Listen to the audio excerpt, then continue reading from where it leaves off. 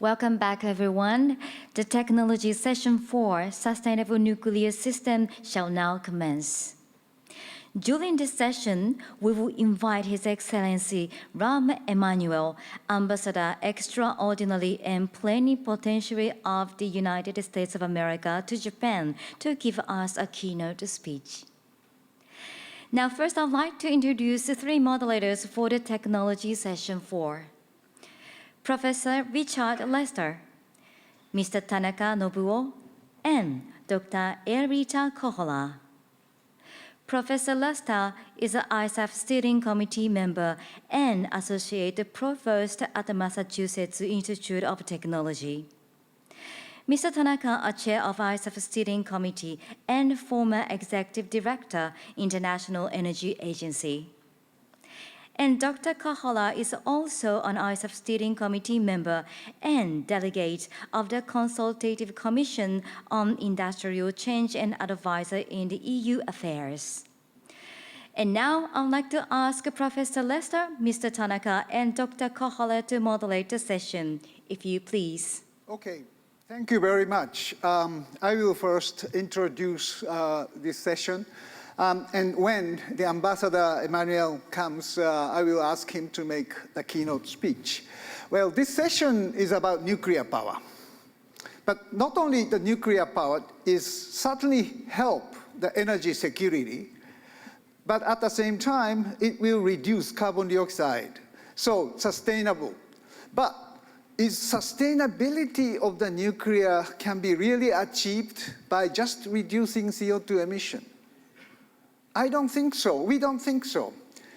The additional conditions for the nuclear power to be sustainable are necessary.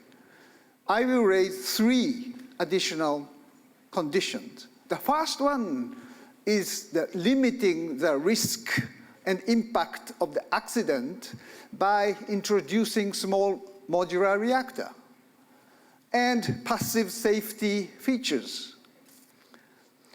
This is definitely necessary after the Fukushima accident. Unfortunately, the large light water reactor paradigm may not necessarily be successful in this context. The second condition is the high radioactive waste. We have to have a clear disposal plan for this issue. And that is what European taxonomy is requiring. The third condition, if any, is the weaponization. The nuclear always has a risk of proliferation. After the Ukraine war, certainly many non-weapon states want to have a nuclear weapon to stop Russia to invade. So the nuclear technology has a risk of weaponization. How can we make proliferation-resistant technology? This is the issue. So we will discuss about these three additional conditions in this panel. The experience of ARC is certainly the possible technology which matches these three conditions. We will listen to the Finland case, which is very successfully organizing the waste disposal program in Onkaro, excuse me. And also, this technology could be used for the Fukushima debris solution. So it's a very local but important application of this technology. So we will see what is the future of the nuclear, but at the same time, how we make the future nuclear power as sustainable as possible. Well, ladies and gentlemen, we have now Ambassador Emmanuel is here. So please proceed to the podium and I will give you the floor. This is just in time.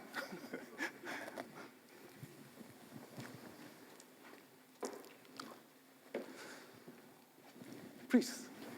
Yeah.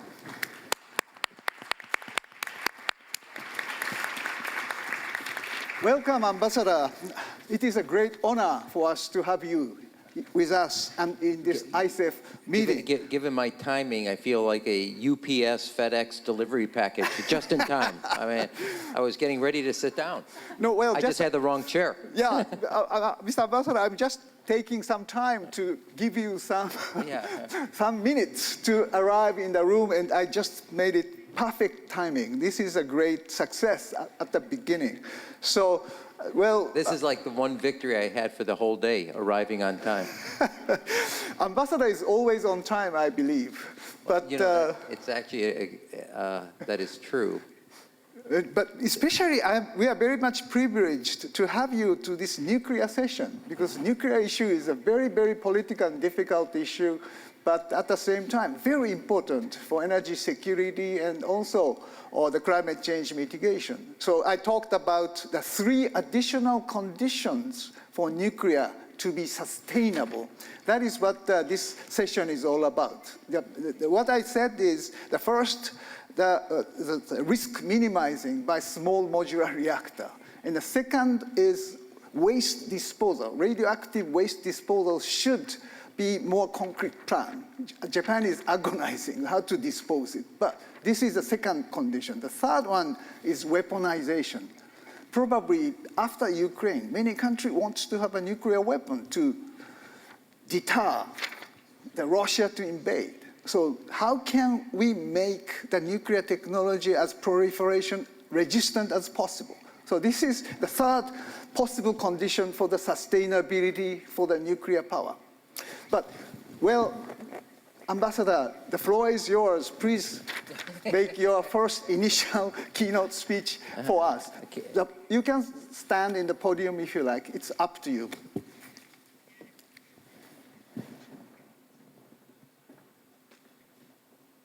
Well, thank you very much. I wanted to just say I'm pleased to be on time. Seems to be a goal of mine now. This conversation, this forum, and interaction could not come at a more important time. One of my operative theories is that after the 70s and the 2 oil embargoes, the world made some major gains on energy independence and energy security. But our memory brains also got a little, I wouldn't say lazy, but a little laxed in the last 10 years.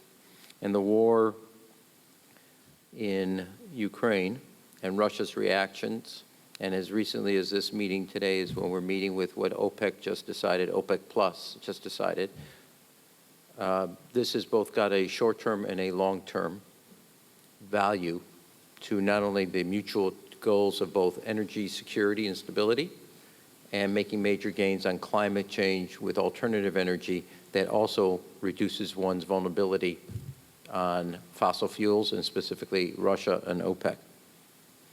I would say, and I want to start here, I want to compliment Prime Minister Kishida, his administration, Japan as a whole, on a series of fronts for commitments both on climate change, energy security, even before the war.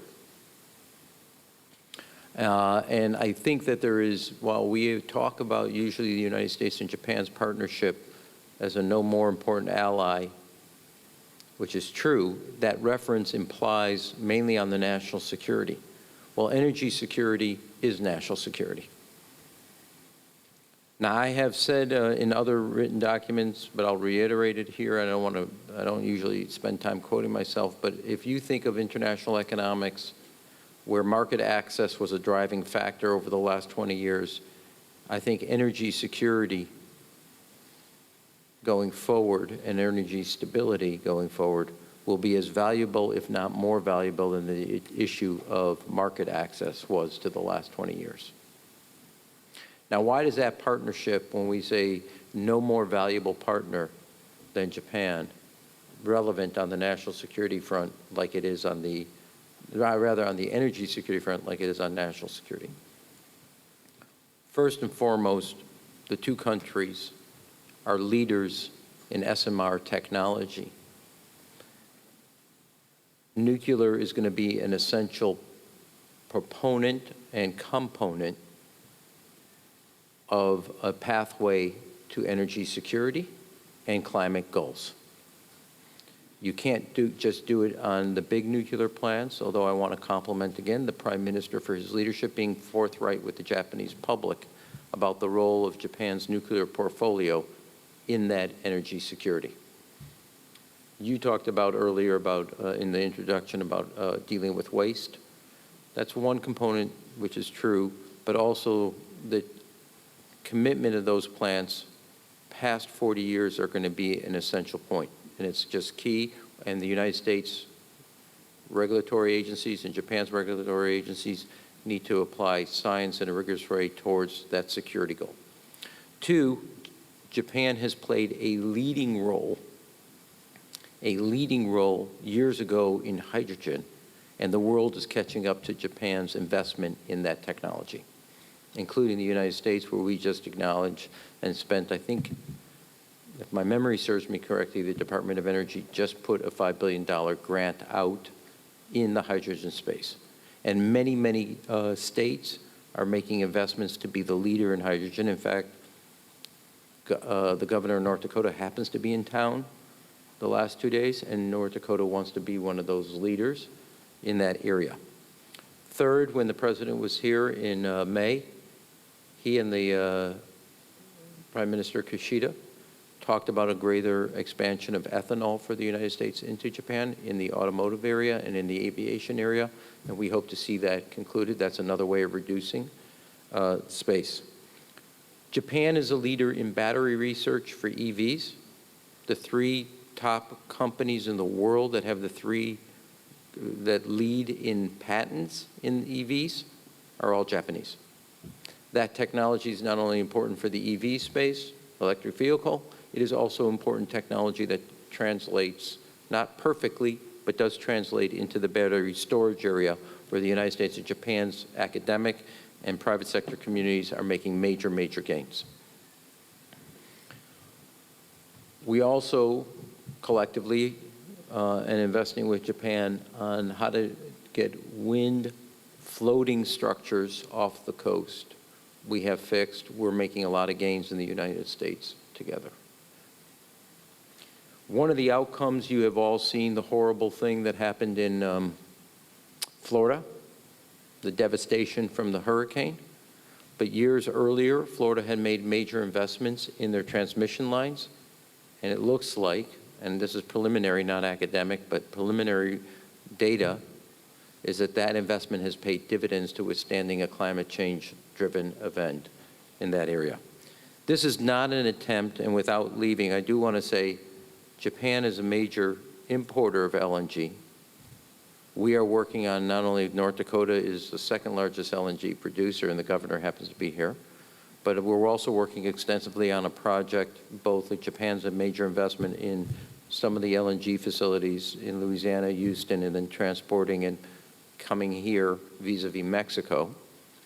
But there's also a major project where the United States government has put a tremendous amount of resources into the LNG facility in Alaska.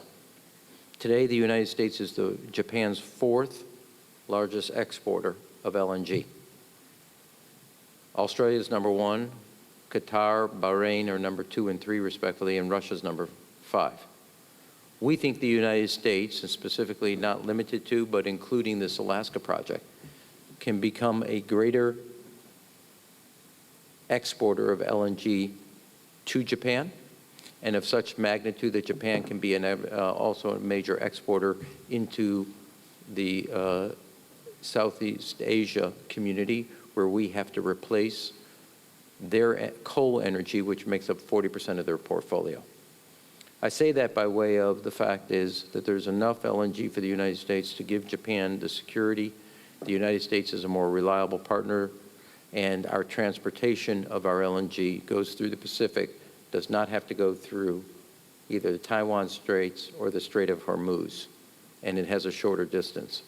So that reliability is an essential role. So that's an attempt to touch on a series of issues. I know the Q&A will take in more areas, but I want to conclude with one other thing. I think the United States under President Biden has made major investments when you go through infrastructure, chips, and the recent, what we refer to as the Inflation Reduction Act, but the climate investment. Every one of those pieces has a piece of energy security and viability for the United States. I didn't even touch on the EV space here, which I've left for the Q&A.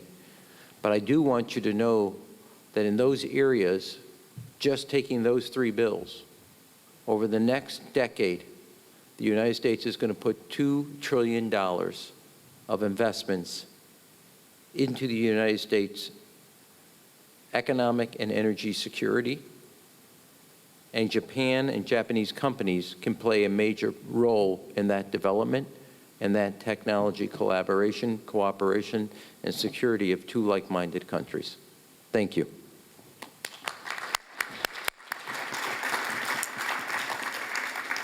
Ambassador, thank you very much for very, very stimulating and very suggestive discussion and keynote. Yeah, you mentioned about Alaska, and Japan started importing LNG from Alaska 50 years ago. Now we don't import from Alaska, so maybe Alaska still has lots of gas, so there could be possibility. And also, there's a wind potentials, huge wind potential in Aleutian Islands of Alaska. So there's a possibility of importing hydrogen made of wind in Alaska. But anyway, let me ask several questions about nuclear, Ambassador. This is nuclear session. What is the Biden administration's view of nuclear power as a tool for decarbonization and clean energy moving forward? Well, I think there's an acknowledgement, that nuclear has to play an essential role in the transition to meeting the goals of both 2030 and 2050 in reducing greenhouse gas emissions. Mm-hmm. So it's a key component. You can't get from here to there without it. We are on schedule to meet the President's goals in both 2030 and 2050. In that case, there's a lot of work to be, let me add one other point, the Department of Energy is presenting and putting out a lot of grants in the nuclear space, specifically in the development of SMR technology. Now, this is both a promising opportunity, but also has its own complication, and I'm not a nuclear scientist or nuclear engineer, but let me give one example, not limited to this technology.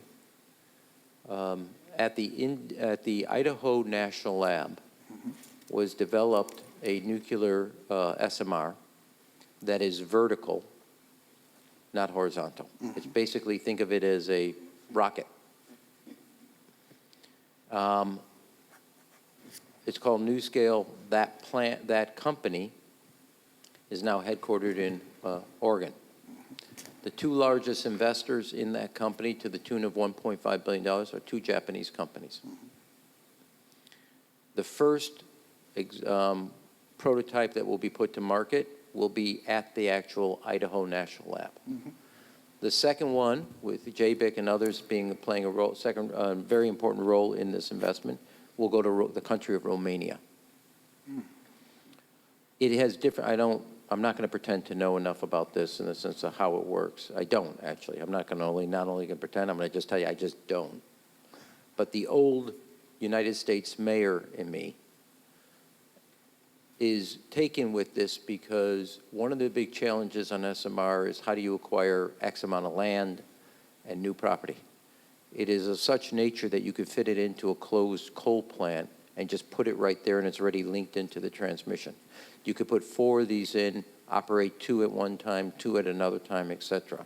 So the old mayor that deals with zoning issues, public opinion, etc., is intrigued enough because it both physically stands different and operates in a way that you can make use of another old energy greenhouse gas emitter and convert it without new land, new zoning, new public discussion into a non-greenhouse gas reliable energy source. So the United States, and most importantly the President, sees nuclear energy as promising, something that's worthy of investment dollars to see if it can get realized. without going farther than saying, because it's still an unproven piece of technology. Now, you said something earlier that I do want to pick up. Japan has, like the United States, two challenges. What do you do with some of the waste material? And our regulatory bodies are now dealing also with supporting the long-term operation of existing plants. We believe they can be safely extended, not just because it's important for our energy security and our climate goals, although that is true, but we wouldn't make that commitment, or our scientists wouldn't, if we also thought we could not get there from a security standpoint. It's a relevant debating point, but one that we think that is important for the United States and Japan to synchronize and do together, and we believe you can take a plant past what was originally thought of a 40-year stretch into whether you decide it's 55, 60, 75 years. Again, this is scientifically driven, not politically driven. Yeah, the United States has already decided to extend the life to 80 years for several reactors. And certainly, Prime Minister Kishida decided to move that direction by asking the government office to study about this extension issue legally, physically, scientifically. And the cost of this extension would be cheapest, even compared to the very low cost of the renewable energy like solar and wind. Extension or current reactors are much, much cheaper. So this is a very wise decision. Well, I agree. Look, I think it's a very wise decision, and I know a little about the Nuclear Regulatory Agency in the United States. Also, I come from Chicago and from Illinois. That probably is one of the highest concentration of nuclear energy in the United States, 50 states. It has to be done thoughtfully. We have done a rigorous scientific analysis and have come to that conclusion. I agree with you. It took leadership by Prime Minister Kishida to push that point. We wouldn't have done it haphazardly. It's gone through a process, and we think going past 40 years would be a smart thing for Japan to do, and also seeing why our science backs the extension up. Whether you decide 80 years, 75 years is both scientific and a little art, but that's up to the regulatory agency. But 40 years was a cap that doesn't have to exist at 40 years if certain steps are taken, which is what we're in the process of doing. The second thing is, look, America comes to this somewhat resource rich. Obviously because of what we discovered through our technology on LNG, what we've done on certain things on EVs. But Japan comes to this not resource rich, but technologically, scientifically, and engineering-wise, very rich. You are, as I understand it, almost 10 to 15 years ahead of anywhere else in the world on hydrogen. The United States is playing catch-up, but is a big opportunity for the United States with Japan to collaborate on that. That's also true as it relates, we are also scientifically advanced, but so is Japan on the SMR side. Yeah. Battery storage, no, Japan is technologically. We have to compete with Chinese. Yeah, Japan, though, is technologically, from a patent standpoint, very advanced. We are very advanced from a deployment and even getting faster. So that's a natural partnership. So and then ethanol, you understand. But one of the things that I would say about nuclear, and I want to close on this, is there was a view, prevalent but not dominant over the years, that it was not, couldn't be counted or shouldn't be counted and should be phased out. I think everybody from a public policy standpoint and political realize if we're going to achieve our climate goals, and now climate goals and our energy security goals, nuclear has to be part of that and cannot be excluded, but has to be included. Sure. good point. And thank you you mentioned about SMR in Idaho National Laboratory. That's what we are going to discuss. The ARC, I mean, NuScale is one, but ARC is another one, which is a derivative of Idaho National Laboratory's integral fast reactor, by the way. By the way, this integral fast reactor fits these three conditions. It's easy to manage the waste, making the waste from 300,000 years thing to just 300 years. 300 years is long, but it could be much shorter and easier to find a disposal site using this technology. By the way, this Idaho technology was developed by Argonne National Laboratory in Chicago. I was leaving that out, but I'm glad you brought that up, but yes. So I think this is one of the areas which Japan and the United States should work together in using this technology to save and solve the issue of Fukushima meltdown debris, because this technology can be applied and make a much, much easier manageable waste in Fukushima. Look, you have forgotten more than I know on nuclear. But let me just say one thing that I have. If you look at the way the United States is spending money from the Department of Energy in this particular piece of the energy overall portfolio, basically it's putting some investment in the NuScale area, some of the stuff that Bill Gates is also investing in. And I think there's a little Johnny Appleseed trying 4 or 5 different things to see which emerges as the strongest, most credible. So that's where we are at this point. Thank you very much. Another, if you can allow me, let me ask one more question.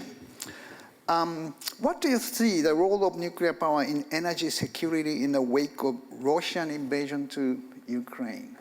I think I was pretty clear, but if I wasn't clear and I need further refinement, it's essential. Look, I mean, if you started from a climate perspective, you cannot get from here to there without nuclear playing a role. Just full stop. Second is both Russia's invasion and the battle now between energy users of fossil fuels and energy producers, which is relevant today to what OPEC just did in the last 12 hours, OPEC plus. Nuclear is a core component. Renewables is a core component, and I would also, and then obviously, given the pace of the adoption of EV batteries technology in the auto space is important. Can I add something, which I know this is a nuclear conversation, but I want to say something that is relevant to what also, given the amount. When I was mayor of Chicago, we won a number of awards, and that was changing all the buildings, both public, which also then partnered with private, that there was an update on the heating, cooling, the HVAC systems, and modernizing those systems. The city of Chicago ended up with 58 million square feet. I don't know if that fully translates here, and I'm not about to do the calculation into meters, but 58 million square feet of office buildings, both public and private, that had converted and improved the energy efficiency of those buildings. So while we always talk about nuclear, renewables, oil, gas, coal, energy efficiency across the spectrum is an essential component of our energy independence, our energy security, and our energy stability, and also leads to upgrades. And there's new technology coming out all the time, which is not just on modernized HVAC systems and energy efficiency of major buildings. There's now solar that comes off of windows. So those window spaces, not just for shading sun, but for bringing solar and being an energy source for that building. So I do want to add, I know this is nuclear, that we are in the collectively in the period of time where we're going to do a lot of things that try a lot of different areas, and sometimes what gets left off, but of moving the needle significantly. And we did it in Chicago. Our greenhouse gas emissions, I'm doing this by memory, so I don't want to fact check my numbers here, but dropped in double digits while our economy grew by double digits. And so That spread is Yes. quite significant. And I do, given, I'm not only in Tokyo, but I see there's a lot of opportunity here in Tokyo, in Osaka, to make older buildings, office buildings and apartments, much more energy efficient. And that would have a significant impact on Japan's energy security. We don't have much lands to enjoy like United States, so houses are much smaller. So You said that houses, sense- that's true, but I'm talking about office buildings. Okay. You never experienced. Now we don't need offices No, because but- of the web. Hold on a second. You never experienced working from home problem Yeah. like we have, in the sense that we can't get anybody back to office. So we have these very see. energy That's true. efficient That's office true. buildings That's true. where everybody's not Yeah, working right. at home. That's You true. never really, so Yeah, okay. I'm not talking about residential. I'm talking about commercial, very specifically. I see. Thank you very much. Well, I'm sorry to, Ambassador, always moving back to the nuclear, but my last question to you is that, yes, Russia has certainly the threat on this current situation, and they are threatening us by the possibility of using the nuclear weapon. But the current, let's say, share of uranium enrichment of Russia is 40–50% in the world. We still not put enrichment service of Russia to the sanction. Do you think in the United States think about putting these enrichment services to the sanction? Even if I could, first, I'm not privy to that, so I couldn't answer that. And even if I could, this is not the form in which I would tell it, okay? Fine. But I do appreciate the confidence you have. Only you and my mother have that confidence in my knowledge, okay? I'm not privy to it, and if I was, I love you all, but this is not the form in which we are going to break that news, okay? But let me put since I do have the microphone, let me not give it back. But let me take a step back from this to, I think, a larger way to look at the world. And that is why this fits in, whether it's uranium, whether it's hydrogen, et cetera. I think we're in the middle of a major rethink about a bunch of assumptions and a major acceleration of investment based on those assumptions. Energy is probably the most acute, but not limited to. We've gone through now 5, not that world wars were not radically tumultuous and disruptive, but when you add COVID, one of the worst public health crises in 100 years internationally, you add the first war in Europe, not discounting what happened in Yugoslavia, but the size of this war since World War II. You then add also one of the most disruptive periods of economic coercion by a superpower, that is China. These last 5 years has made all of us make a series of changes in the way on our assumptions and calculations. And if you use this energy discussion, not that energy wasn't before, we always talked about it as a climate change. It has now been added in the last 4 years to the discussion of climate change and security because of our dependence and vulnerability, therefore.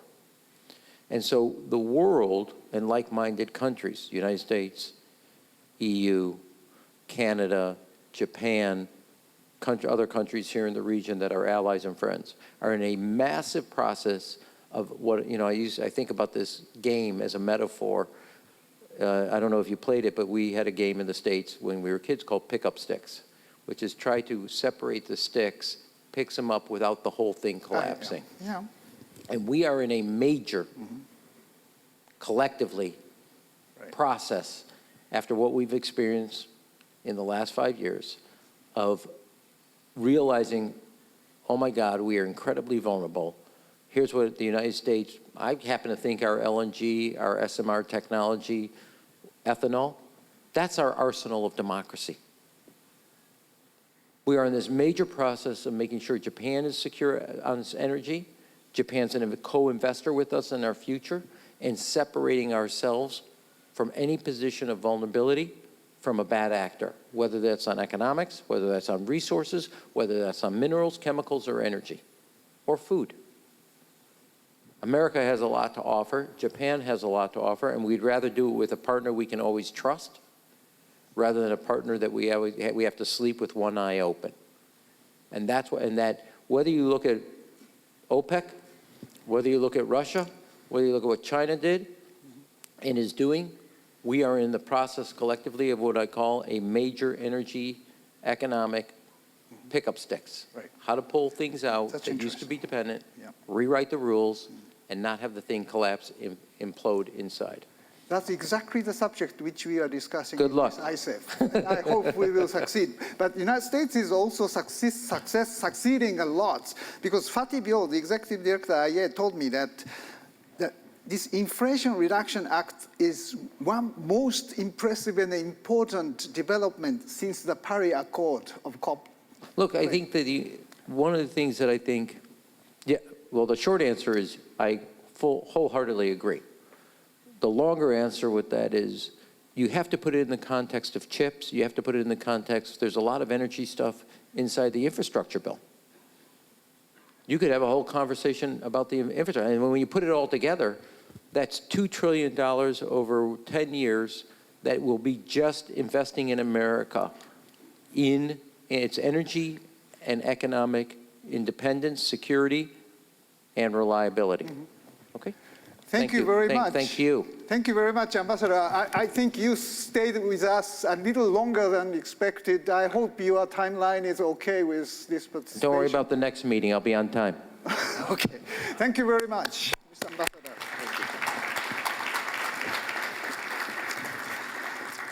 Okay, we have a very much interesting discussion with American ambassador to Japan. Well, let's move to our session. The first speaker is Irfan Ali, the Senior Vice President of ARC, Advanced Reactor Concept, which I mentioned about the small modular reactor which is using Algon National Laboratory's development of integral fast reactor. Ali-san, you have the floor. Thank you, Mr. Tanaka. I appreciate this opportunity to speak to the audience. If I could have my slides up, please, then I will get started with the presentation. Essentially, as I said, thank you for this opportunity. This is a very, very good time to have this discussion. I think there are, as you pointed out in your discussions with the ambassador, there are a number of geopolitical developments that have focused our attention on the very critical challenge of energy sustainability. And at ARC, next slide, please. We are a company that's committed to doing our part in solving the climate crisis. We think nuclear energy has a key role to play in the space. And we think particularly that SMRs have a very key role to play in this space. So just to make some observations, this is to set the stage. All of you have seen this, but nonetheless, very quickly, electricity and heat generation account for the largest proportion of greenhouse gas emissions globally. To slow global warming in the world, we need a steady source of clean energy that can complement wind and solar to replace fossil fuels. Small modular reactors offer unmatched energy density, requiring much less land and providing a constant source of reliable carbon-free power. This is particularly important in the developing world where the problems of energy scarcity or clean energy scarcity are very acute. Land is not easily available because of population density, and therefore a small footprint can make a huge difference. The global market for SMRs is estimated to exceed 150 million to 3 billion to 300 billion by 2040. This is just a conservative estimate. I'm sure you have seen other estimates which are equally valid. Next slide, please. So in this space, although ARC is specifically engaged in the exercise of commercializing a small modular reactor based on technology that came out of Idaho National Lab, also known as Argonne West at that time, through the EBR2 program, we think of ourselves as a clean energy technology because we are convinced of the proposition that in the clean energy future of the world, nuclear will have a critical role to play, and a small modular reactor will have a crucial role to play in that portfolio as well. The ARC-100 offers 100 megawatts of electricity in less than a city block. Our initial customer that we're launching the platform with is NB Power in Canada, New Brunswick. And we have a target of deploying the first of a kind with NB Power by 2030. We also have a second objective through our win in the ARDP program with the U.S. Department of Energy, where we have a target of deploying the first ARC-100 in the United States by 2035. There are substantial differences between these two systems, and I'll elaborate on that as we go through the presentation. Next slide, please. The company and the technology have been validated internationally. As I indicated, we won a US DOE award in 2020. The Department of Energy has given us $27.5 million. We have a 20% corporate match to make the total budget about $35 million over 4 years. And this is for the first phase of the project. And this includes a number of key enhancements that are built that we're designing into the ARC-100 for deployment in the United States no later than 2035. As I indicated, we also have a strong presence in Canada, where we're working with NB Power in New Brunswick. The provincial government of New Brunswick has invested $20 million in ARC in two phases in 2018 and 2021. This is to support the deployment of the ARC-100 initially in New Brunswick at Point Lepreau, subsequently to expand that footprint across the rest of Canada, and then potentially to also export this product globally.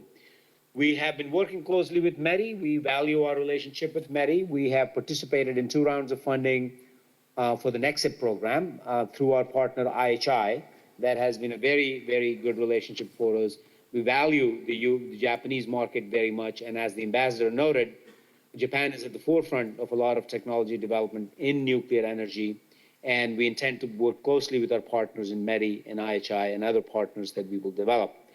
We have also been working with BEIS in the UK. We received an award for the initial feasibility study. The project went very well, and we are in close discussions with the government of the UK to see what the next steps might be. Next slide, please. We have a number of strategic partners that are helping us in this process. Some of the key ones are listed on the slide. GE Hitachi, which has a very rich experience in developing sodium-cooled fast reactors through the PRISM project, is a partner, a strategic partner that's helping us with the design of our reactor system. United is an architect engineer firm based out of New Jersey, has extensive experience in nuclear projects, and it's helping us with the engineering aspect of the platform. They're helping us in Canada and in the United States, and we will continue relying on them for help throughout the world. Worley is a Canadian company, project manager, and also an AE firm that's been helping us in Canada from the very beginning, and we are fortunate to have them on the team.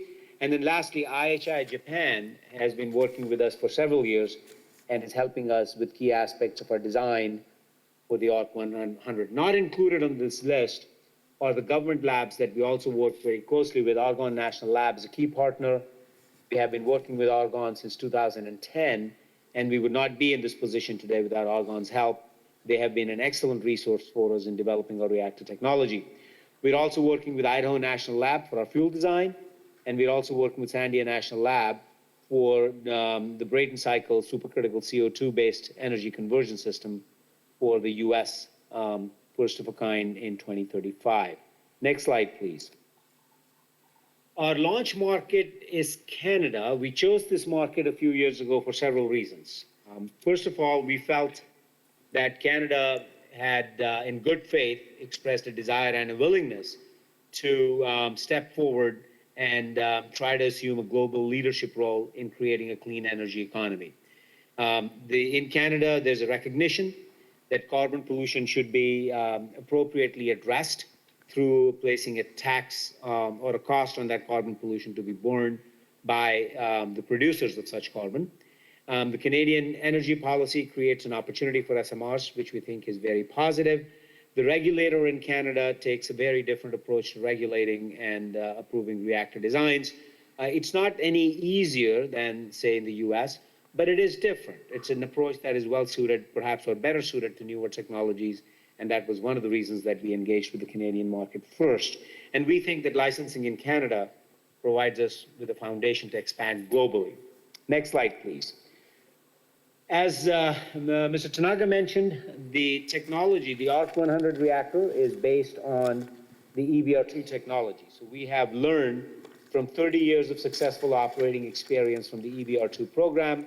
We have added several innovations to that basic technology that we have patented globally, and we are now commercializing the product as the ARC-100. So to draw the distinction, the EBR-2 program was a 20 megawatts electrical prototype at Idaho National Lab, ran successfully from 1963 to 1994, yes, and in total represented about $7 billion of US government investment. We took that core technology and then we have commercialized it as the ARC-100, which is a 100 megawatt electrical system, launch of late 2020s, and a 60-year plant life, although as we continue to do the analysis, there is no reason why the plant life could not be extended beyond 60 years, but we will continue looking at that option. Next slide, please. Some of the design features that are important, and I'll close this with one that is particularly relevant to this discussion and one of the points that Mr. Tanaka has made. In our design, we use sodium as a coolant. This is very important for us because the use of sodium instead of water allows the reactor to operate at lower pressures, improving the efficiency and safety of the system. It is inherently safe. So when we talk about passive safety in the nuclear energy space, passive safety means many things to many people. We use the term inherent safety, but our system could not have a core meltdown similar to what happened at Fukushima, right? So this is a reactor that is designed to operate in a very tight temperature band, and when the temperature exceeds that band, there is neutron loss, negative reactivity, and the reactor shuts itself down without a catastrophic failure. This was proven in the ABR-2 program, where several tests were run, two of which one was loss of flow without scram, the second was loss of heat sink without scram. In both instances, the temperature went up, but stayed within the safety margin, and then the temperature came down on its own without any human intervention. So this is a critical part of the design, which means that we are designing a system in which the core meltdown will not happen. Metallic fuel, we are strong proponents of metallic fuel. It's much simpler and cheaper to fabricate than oxide fuel and has exceptional heat transfer characteristics. It's a modular design, so I know the term modular is used extensively in the industry. To us, modular means standard components that are fabricated in a factory, shipped to site, and then assembled. Very simple process. We have high burnable fuel, which enables us to have to consume long-lived materials, which then results in a substantial reduction of nuclear waste. This is one of the features that Mr. Tanaka mentioned, but because we are a fast reactor, we can use up a lot of the long-lived material, where in the end you'll still have some waste, but a much smaller amount of waste than what you have in light water reactors. Then the last point, which is extremely important, recycling of used fuel. We are a very strong proponent of closing the fuel cycle. We think closing the fuel cycle has two significant advantages. One, financially, it makes nuclear much more compelling, because if I can recycle my core, then my second core costs a lot less than my first core. Secondly, we can solve the problem of nuclear waste by closing the fuel cycle, because what is considered waste to us is not waste, but just another source of energy. When the spent fuel comes out of a light water reactor, it's still about 94% fissile. We can take that spent fuel, crush it, mix it with our core, and then burn it up as fuel. So we offer a very effective solution to the disposing of used fuel. And again, one of the examples, or one of the initiatives that Mr. Tanaka has mentioned is what we could do at Fukushima, and this is certainly an option that we should look at for that site. So with that as the background, I'll leave this group with a set of questions that I think we need to consider. We are thinking through these questions on a daily basis. I invite the audience to participate in this analysis as well. Number one, do SMRs have inherent long-term advantages over other non-nuclear options? If yes, how would these advantages be characterized quantitatively and qualitatively? So quantitatively, we have very well-defined targets for LCOE. We believe that if we can achieve these targets, then nuclear in the form of SMRs will be very competitive with the rest of the market. The second question, what are the key challenges that could inhibit the expansion of the global SMR footprint? Right, so this is, I'm sorry, I think I'm on the last slide in my presentation. Could you move to that slide, please? Yes, that slide. Yes, thank you. So what are the key challenges that could inhibit the expansion of a global SMR footprint? Thirdly, what would be the marginal quantitative impact of the more extensive use of options like investment tax credit, production tax credit for SMRs, and the inclusion of SMRs in regional renewable portfolio standards? Now, this is American terminology, but the concepts can be transferred to any economy. Essentially, the notion here being, if we were to recognize nuclear as another clean energy option, then some of the favorable tax status and other assistance given to green energy options could be made available to nuclear as well, and that could have a positive impact. What is the current state of global nuclear supply chain in the context of SMR deployment? We recognize that the SMR supply chain is going to be global, but that needs to be defined further in terms of different suppliers. Are some markets and geographies better suited for SMR deployment? If yes, could a better understanding of these advantages lead to workaround strategies applicable to other parts of the world, right? So we think that particularly in the developing world, where perhaps the grid infrastructure is not as well developed, SMRs are uniquely positioned to help. So we are continuing to think through what characterizes markets where SMRs are more suitable. Lastly, would a focused, well-funded effort by the international community assist in the deployment of a global SMR footprint? And if yes, what would be the elements of such an effort? This could include the IAEA, this could include IEA and other such organizations with an interest in promoting nuclear as a clean energy option. Thank you very much. Thank you, Alisan, for raising the very interesting issues about your dream reactor. Well, let's move to the next speaker, the Shimogori-san from IEJ, talking about the Japanese situation of the nuclear future. Go ahead. Well, thank you very much. Could you please do my pre-recorded presentation? Thank you very much for having me today. I am Kei Shimogori from the Institute of Energy Economics, Japan. I would like to make a brief presentation on the current situation of restarting existing reactors and the prospect of developing advanced reactors in Japan. The major challenge for both issues is to ensure predictability in policy, regulations, and resources. The Japanese government is now sending signals to use nuclear power toward green transformation. In this context, ensuring predictability in the mid and long term is essential. First is the issue of restart. Currently, Japan has 33 units and 10 of them have already resumed operation. 10 units are all PWR. Technically speaking, only 6 units are now operating, and others have stopped due to periodic inspection and installation of a specialized safety facility. Under the latest strategic energy plan, the power generation mix in fiscal year 2030 is expected to be 20 to 22% of nuclear, 36 to 38% of renewables, 41% of fossil fuels, and 1% of hydrogen and ammonia. If Japan wants to achieve the 2030 target, about 30 gigawatts of nuclear power capacity is needed. This means it is very important to restart reactors that got approvals from the regulator. 7 units are expected to resume operation after next summer. They include BWR located in eastern Japan.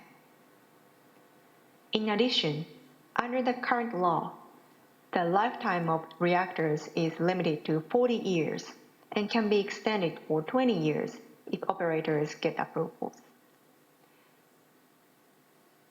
As you can see in the figure, the capacity of 40 years lifetime will not be enough to achieve the 2030 target. We haven't had our generation mix target in 2050 yet, but if we would like to keep that same capacity level in 2050, constructing new reactors is required. Discussion on ensuring long-term operation is the key to maintaining nuclear power capacity. Second is the issue of advanced reactor development. One of the governmental working groups published an outline of the roadmap for advanced reactor development this July. This slide shows a part of the roadmap presenting the expected timeline for the construction and operation of 5 types of advanced reactors. The working group intends to identify the timeline and milestones of advanced reactor development towards 2050 based on technology readiness, corresponding regulations, supply chain, marketability, and non-energy utilization. Advanced light water reactor is expected to be developed faster than others because it is based on existing technologies, regulations, and the supply chain. As the latest example, Mitsubishi Heavy Industry announced the development of a 1.2 gigawatt class advanced light water reactor called SRZ1200 in collaboration with 4 Japanese PWR utilities. Regarding high-temperature gas-cooled reactor, JAEA's test reactor called HTDR is a leading example in Japan. HTDR is used for the demonstration of heat utilization and hydrogen production. Small modular reactor, fast reactors, and HTGR are in the demonstration phase, so it is important to deepen the roadmap while reviewing and identifying lessons learned from the previous advanced reactor developments in Japan, such as Monju project. Setting milestones of development is a major step to moving forward, and it provides a certain degree of predictability for private companies. But at the same time, the roadmap is expected to be well revised on an ongoing basis in order to allocate resources efficiently. That's all for my presentation. Thank you very much for your attention. Thank you, Shimogori-san. Very, very good explanation about what's happening in Japan. Let's move to Asia Rita Kohora. She is our steering committee member, and she will talk about what is happening in Finland. Go ahead. Thank you. It's my pleasure to describe the process of the Finnish solution for the final disposal of radioactive waste. As you perhaps know, in Finland we have the first final disposal in the world. The company taking care of it is called Posiva, and the site is called Onkalo, which means cavity. Onkalo is located on the Olkiluoto island, and from that single island, about 30% of our electricity is produced.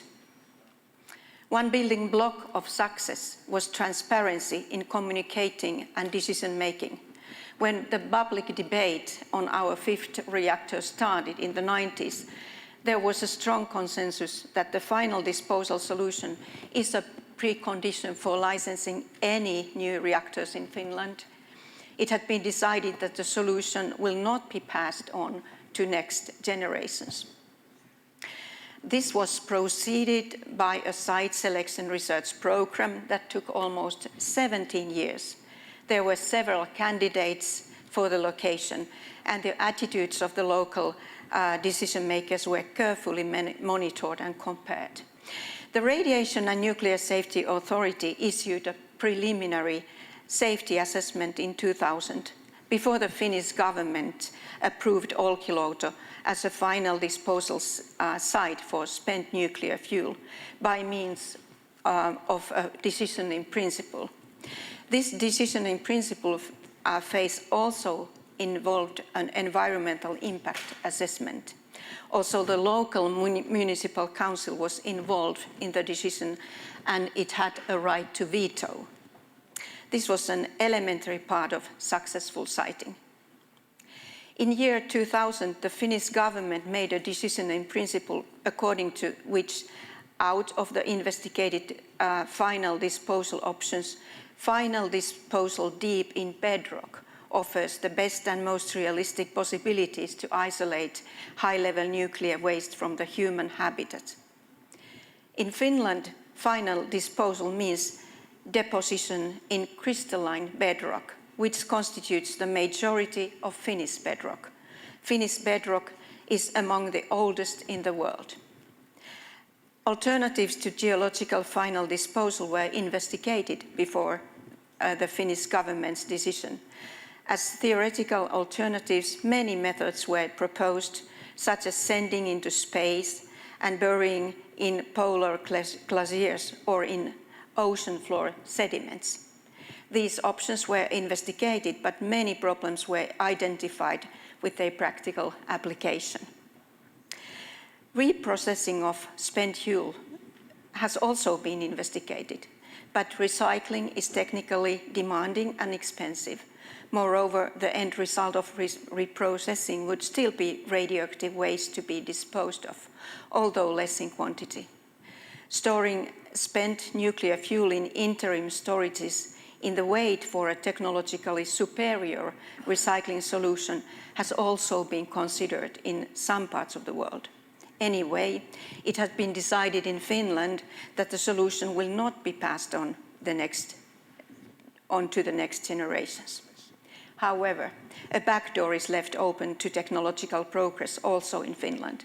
It was agreed that spent nuclear fuel must be retrievable from the repository if a new treatment method is invented for it.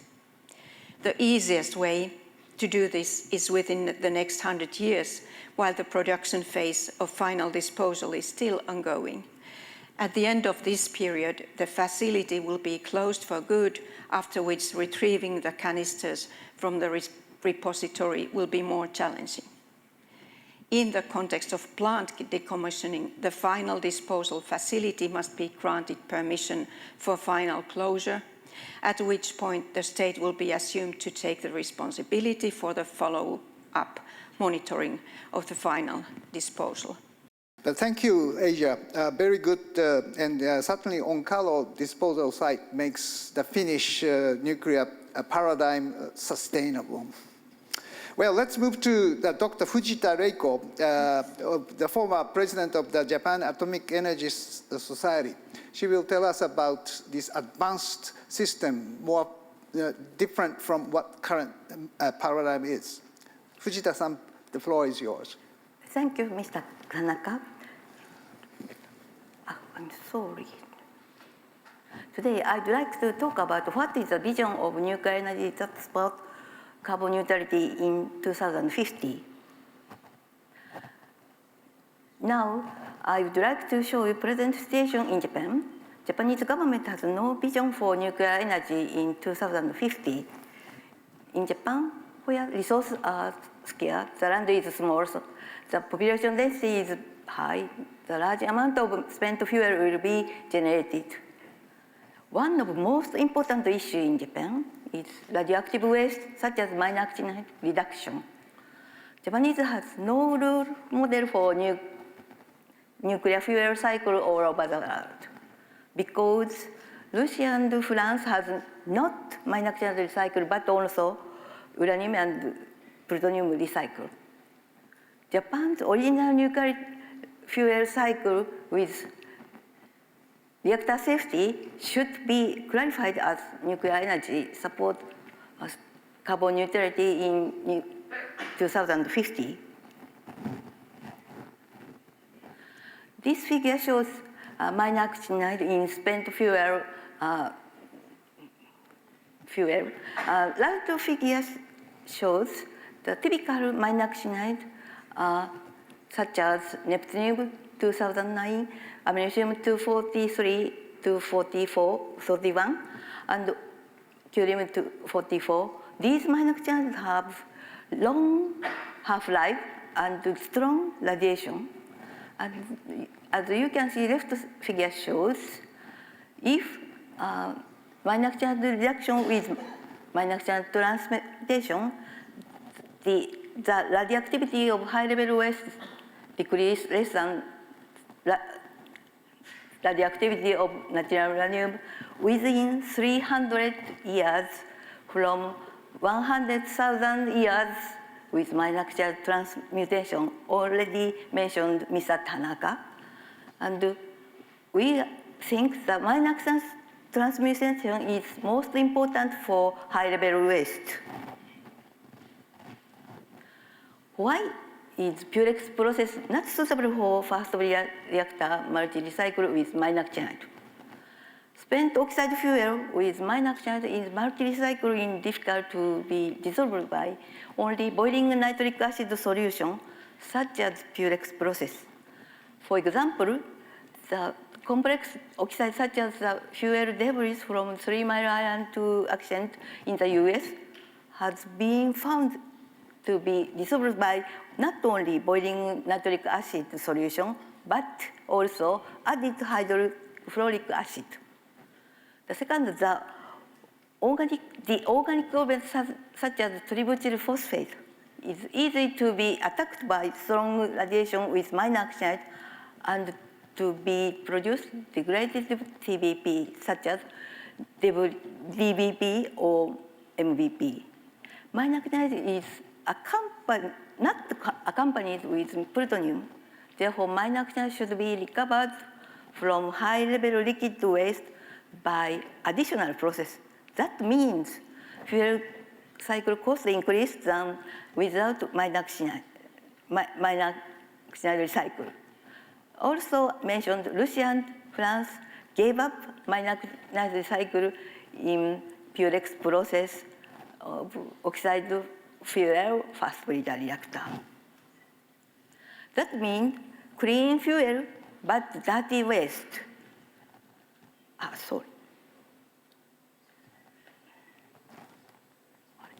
Sorry.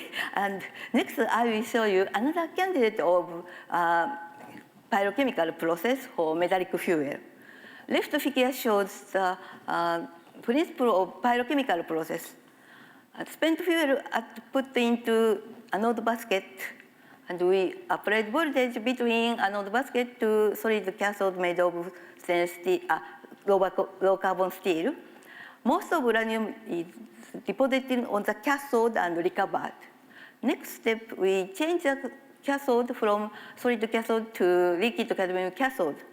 Minor oxide and uranium and tritium element deposited in liquid cadmium cathode and simultaneously recovered.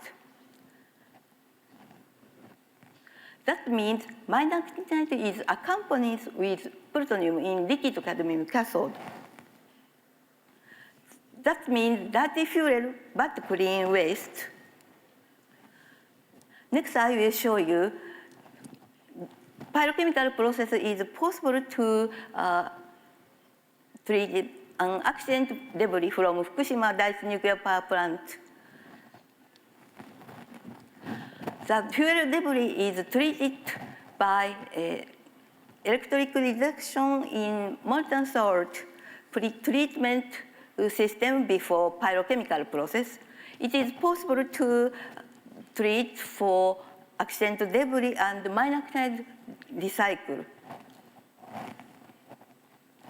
That's both accident debris and minor oxide is possible to treat by pyrochemical process. I would like to summarize the vision for nuclear energy that supports carbon neutrality is desirable Japanese nuclear fuel cycle with reactivity safety. What is the desirable nuclear fuel cycle required in Japan? First is utilization and reduction of plutonium and with non-proliferation risk. And waste, minor oxide decrease. A reprocessing method with low decontamination factor and treatment of debris from the Fukushima Daiichi nuclear power plant accident, and the economical and multi-nuclear fuel cycle. As a result, one of the most promising candidates for fuel cycle is the metallic one, which with dirty fuel but clean waste. I would like to propose start the experiment of the debris of Fukushima Daiichi nuclear power plant accident cooperate with the US in order to make sure the feasibility of pyrochemical process for the debris treatment. Thank you for attention. Thank you very much, Fujita-sensei. A very concrete proposal, but at the same time, you made a very tough statement about Japanese government has no vision for nuclear energy. Well, maybe. Next speaker is Aditi Velma. She's the assistant professor in the University of Michigan. She was with us last year too, so developing this design justice issue is a very interesting part of this sustainability. Aditi, the floor is yours. Thank you, Tanaka-sensei. I've actually pre-recorded my presentation, so if that could please be played, I would appreciate that. Hello, everyone. I'm Aditi Verma. I'm an assistant professor at the University of Michigan, and my remarks will be on the need to adopt a socio-technical approach for nuclear energy development. As you know, nuclear energy is increasingly being regarded as an important, even critical contributor to our low-carbon energy systems, and policymakers and technology developers around the world are working with a growing sense of urgency to develop these new nuclear energy technologies. And this is true for advanced fission reactors, certainly, but also increasingly for fusion technologies. What we have to keep in mind as a sector and as an academic discipline of nuclear engineering is that developing these technologies is not just a technical challenge, but fundamentally a socio-technical challenge. And the way that my research group at the University of Michigan is thinking about this is that there are 4 important parts to this socio-technical challenge. The first is to engage communities to understand their energy needs, preferences, and even their values. The second is to develop decision support tools to facilitate community-centric energy planning. The third is to design energy technologies with both end users and communities in mind and involve them in the design and development process wherever possible. And fourth, as we look to the future, it's important to also look back to uncover inequities created by our energy systems and seek to remediate them if possible. As we do this work, we're hearing some really interesting things from community stakeholders. And these are just some findings from a focus group discussion we organized earlier this year with community representatives, designers, and also researchers. The first main takeaway from that discussion was that technology developers should not make assumptions about what communities want. Communities seek to clearly understand the intended uses and the socio-environmental impacts of any potential energy facility. And they don't want to be left in the dark until the very late stages of development and siting of a new facility. They want to be consulted early, and they very strongly oppose the traditional decide, announce, defend model of decision-making. The second main insight was that while all communities have some shared preferences, these preferences also vary quite widely across communities in the US, and I can get into this a bit more in the discussion if that's of interest. But because of this, it's important to find the right match between a community, a technology, and a technology developer. The third main insight is that communities want agency and they want meaningful participation in the design and decision-making, in the design-related decision-making. And they see the early projects as being especially critical because the decisions made about risk and safety, environmental impact, and economic impact in these early projects have long-term consequences. So in some of the recent work that we're doing, we're also seeking to reimagine the conceptual frameworks that we use to assess new technologies. One example of this is the socio-technical readiness level framework. Through this project, we have critiqued the technology readiness level framework. This was developed at NASA in the 1970s. And we critiqued the framework using the lens of ethics and environmental justice scholarship, and we reimagined every level of this technology readiness level framework. And we're now developing it in greater detail so it can inform the assessment of complex socio-technical energy systems. So the work that my students and colleagues and I are doing is really grounded in the realities of where the nuclear sector is headed in the US. I'll give you two other examples of projects that we're actually just starting. Both of these are supported by the DOE, the Department of Energy. The first project will engage Wyoming communities in an environmental justice approach for advanced nuclear energy facility siting. Kemmerer, Wyoming actually has been selected as the site for the first natrium reactor in the US, and we're going to use, through this project, community-based participatory research methods to document the early stages of that project and draw lessons for future projects. A second project is about integrating socially led co-design into the consent-based siting of interim storage facilities. And the goal for this project is to give host communities of nuclear facilities much greater agency in the technology development process leading up to facility siting. So these are some examples of how we hope, through our research, to support a socio-technical approach for nuclear technology development. And we think that such an approach is important because the clean energy technologies we're developing are really the means to an end. And that end is an energy transition that is rapid, that's equitable, and that empowers people around the world. And through our work, we're really seeking to understand how to develop energy technologies that people and communities actually want. So I'll leave it there. Thank you for listening, and I look forward to the discussion. Thank you, Aditi. We have almost exhausted our time, maybe because of a little longer discussion with Ambassador. But maybe, I wish the audience may sacrifice 15 minutes or 20 of your lunch time, and I will pass the floor to Dr. Richard Lester for the discussion and some wrap-up. Richard, you have the floor. Thank you, Tanaka-sensei. So I believe we have some questions from the audience. I only have one here, but it's a very interesting question, and perhaps more than one of our panelists would want to address it. The question is the following, and it has to do with energy security. Looking at what has been happening in Ukraine, says the questioner, there is no logical reason to believe that civilian nuclear power reactors will remain immune to military aggression. In short, attacks and occupation. Defending these operating reactors from aerial attacks would be extremely difficult to deal with. And once the reactor seal is breached, it would just become another Fukushima that would only tactically and even strategically benefit the aggressor. Given this kind of development, says the questioner, how would you justify the pursuit of nuclear energy, reiterating that it will serve the national interest as well as national security, and in this case, of course, of Japan? Mm-hmm.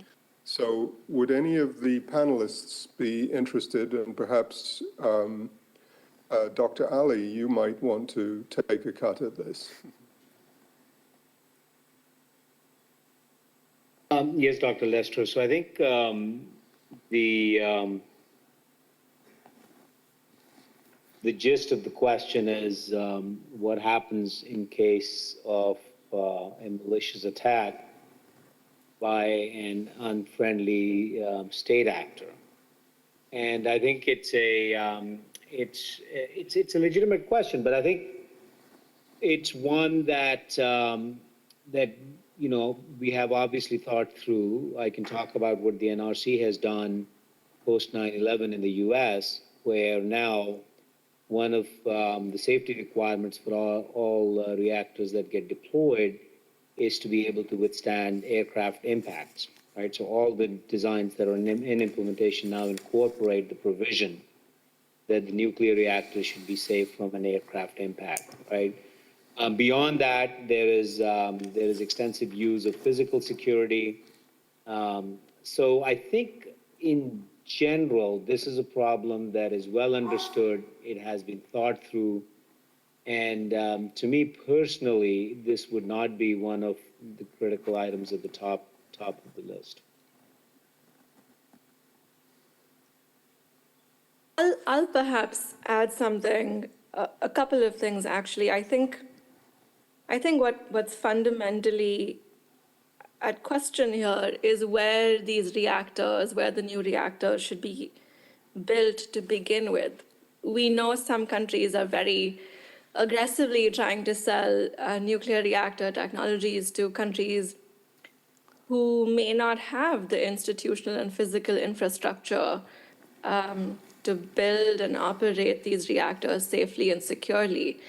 And I really think that it's worth considering and perhaps developing a more, I don't want to say rigid, but perhaps a set of criteria about where future reactors ought to go, depending on what the geopolitical situation is.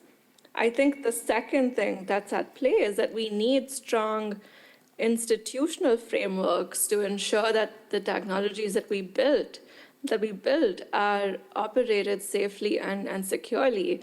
In doing what Russia did in Ukraine, it blatantly violated several treaties, and with almost no consequences for having done that.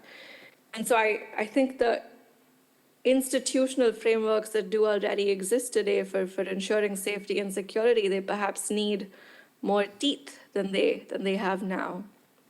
So in short, I think what I'm trying to say is that not all of these problems can be solved by technologies alone.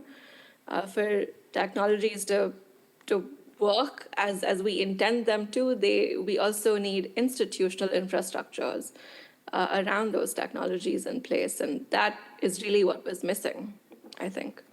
Yeah, Richard, my answer to this question is more military, because if North Korea is trying to, bomb our nuclear site or try to attack the related facilities, we have to deter it by the counterattack.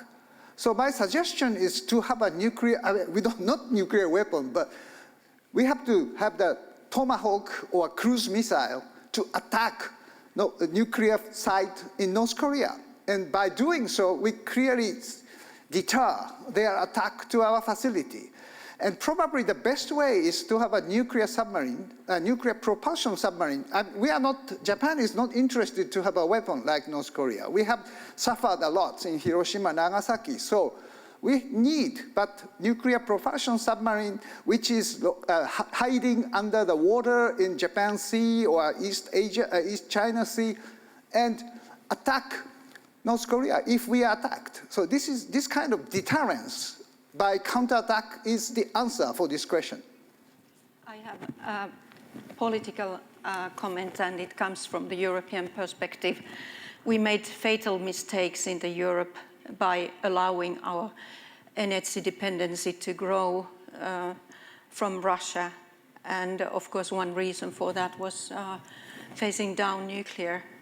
And at least we can say that we enabled the war because we were financing Russia. And that's a horrible thing. We made it stronger. And this element will be present in the future because energy is I think it's the key question of our future in general. And the best way to guarantee peace is to make sure that we have safe energy so that we don't create conflicts. And in that respect, I think the technological questions can be solved, but the political question is this: are we enough independent? Mm-hmm. Yeah. Thank you to all of the respondents. That was really a very interesting and stimulating discussion. I think, Tanaka-sensei, I think we may not have time for any more questions, unfortunately. But you can ask probably- yourself the question to the panelists if you like, Richard. I think we still Well, have, I do have one question. Yes, 5-10 minutes. Thank you for the opportunity then. We heard a lot, especially in the opening session with Ambassador Emmanuel, about the importance of energy security and also of climate change, of course. But we also mustn't forget the importance of affordability of energy systems, whether nuclear or otherwise. And I would invite the panelists to comment on their assessment of the affordability of the nuclear systems that their presentations, those who did present about particular nuclear systems, could the panelists comment on the affordability of the energy generated by these systems? Yes, Dr. Lester, I think I'd be glad to kick that off. I think that's a critical question because we recognize that in the long term, if nuclear energy is going to be a fundamental part of the energy portfolio, it has to be cost competitive, right? So our target for the system that we are designing is an LCOE, levelized cost of energy, that will be less than 5 cents per kilowatt hour. So we feel that if we can achieve that objective, and given all the other advantages, the argument in favor of deploying nuclear becomes very compelling. Thank you. I Are have there any one other? I have one comment. I think we need to stop lamenting how hard or expensive it is to build, because it's a political process and it has been a result of political decisions. One elementary part of that has been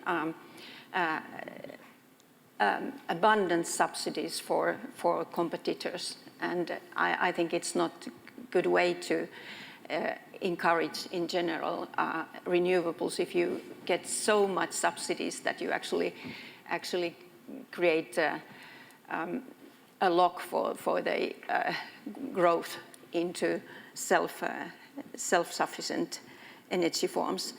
And nuclear lifetime costs are surprisingly low still, and I think we should understand it's not very much still for reliable low carbon energy that requires comparably small amount of storage, demand, flexibility, etc., to keep modern society humming. I have some comments about this affordability. I think we discussed about how can we help developing emerging Asian countries to use natural gas if necessary. Then some answer from Megan O'Sullivan is we need to have a transition asset case or asset class. Maybe for the nuclear, UK is developing so-called regulated asset base, because nuclear should be treated differently in terms of national or energy security. So government intervene to help the affordability by making some additional rule for the affordability. I think that is probably necessary. Nuclear is a very particular, heavy initial investment case. So some kind of arrangement is necessary.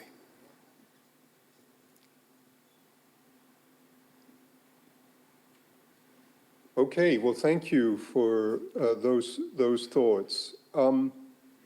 I would like to perhaps make one or two concluding comments, and then Tanaka-sensei, maybe you would also like to round off the session. But I would first of all like to thank all of the speakers for their excellent and very interesting presentations.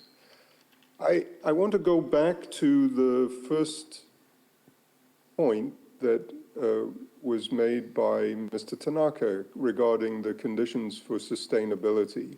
And he emphasized the importance of safety risk reduction, radioactive waste reduction, and proliferation resistance. I think based on what we heard from our panelists, we need to perhaps consider a fourth condition for sustainability, which is social and political sustainability. Yeah. And I want to underscore a point that Professor Verma made, but perhaps generalize it a little. She pointed out that even within the United States, the conditions for social and political sustainability vary from one place to another.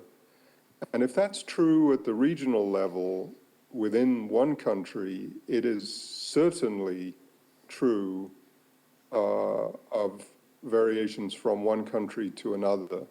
And so I think we need to recognize as we consider the challenge of sustainable nuclear systems that we are dealing with very different requirements in different parts of the world. Mm-hmm. Finally, I just want to underscore a point that was made by Ambassador Emmanuel regarding the importance of collaboration between Japan and the United States. And I speak about the United States because that's where it's where I live. But I think perhaps this is a more general point too. But when we talk about energy security and climate change and affordability, we need to recognize that achieving all of those goals will require very significant technical advances. And those people who say that we have all of the technology in hand don't fully understand the magnitude of the challenge that we're facing. And it's really not just one challenge, of course, it's multiple challenges. And so this means that countries need to combine their strengths in technology. And in the case of Japan and the United States, there are many opportunities to combine strengths in different areas of technology to achieve these goals. And I just want to conclude by emphasizing the importance of technological, scientific, and socio-technical collaboration between Japan and the United States as we try to build sustainable nuclear energy systems. So with that, let me hand over or back to you, Nobuo, to perhaps conclude our session. Okay, thank you very much, Richard. I really appreciate your comments on this fourth condition. I cannot agree more. I mean, Aditi's point of design justice or engagement of more local communities in the design phase at the beginning is certainly the way to make nuclear sustainable. So I cannot agree more. And my final comment is that nuclear is very political and difficult. Even Prime Minister is pushing this restarting to the end of next year of 17 reactors. Can he deliver? Who knows?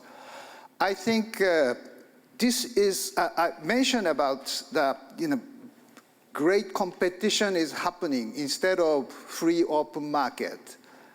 And if Japan can be a winner and not a loser, Japan should solve the issue of nuclear power in a very innovative way. Otherwise, I am very afraid to predict that Japan be a loser. And thank you very much for joining this a little bit extended session of the nuclear. And I wish you to join me by thanking the panelists from United States and also in Tokyo here. Thank you very much.